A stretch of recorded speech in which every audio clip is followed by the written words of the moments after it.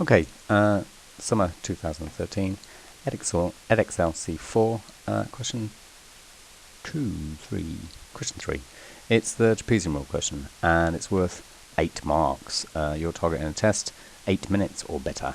And trapezium rule should be really straightforward. We do this at C2, it's repeated at C3, and we've got to find a value, use that value and the trapezium rule to get an approximation for this area, and then part 3, which is nowhere near C2, this is C3, use calculus to find that we've got a volume of a revolution that we form around the x-axis. So how do we go about that? Well, first of all, for a mark we've got to use our calculator, and we do the sec of pi by 3 divided by 2, so sec of pi by 6. So put pi in, first of all in radians, so pi divided by 6 is equal to, and then we sec that, so we're going to cos it and then turn it upside down.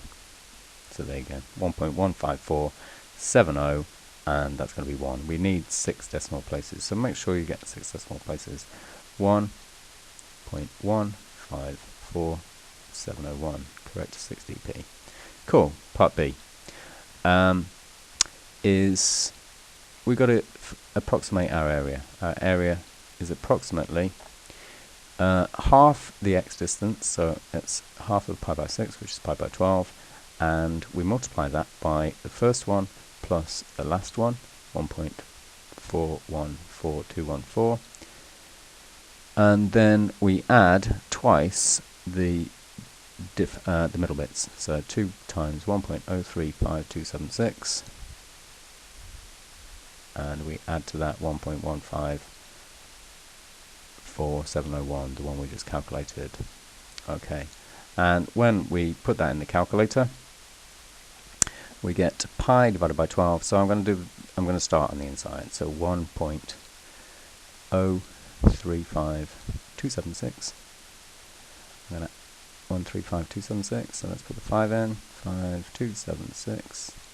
I'm going to add 1.1547001 equals, double it, times 2 is equal to, and then I'm going to add 1.1, 1 plus 1, which is 2.414214, and I'm going to multiply that by pi, and then I'm going to divide that by 12, and that should give me 1.7787, which it does. Cool. And that's to 40p, so to round it to 40p is 1.7787. Great.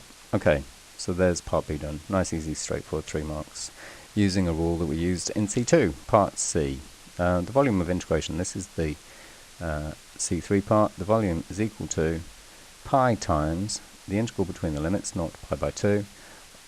Because we're revolving around the x-axis, then we square y function and integrate with respect to x.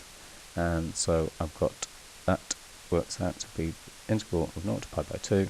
We've got a square sec of x by 2.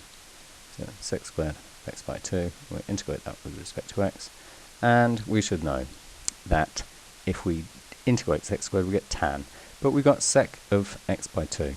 So I'm pretty sure I'm going to end up with 2 tan of x by 2. But let's just be sure.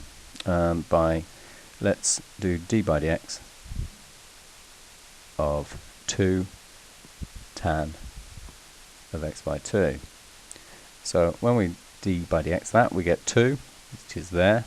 We need to differentiate our x by 2, so we get times a half, and then we differentiate our tan, and we get sec squared. And it's the sec squared of our x by 2. That's chain rule.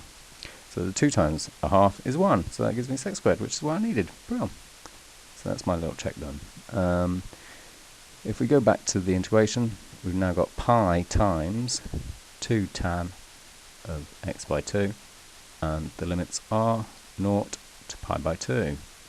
So when I put pi by 2 in to x, I've got tan of pi by 4, and that's 1. So that gives me 2 times pi times 1, which is 2 pi, and then I take away nothing, because tan of nothing is nothing.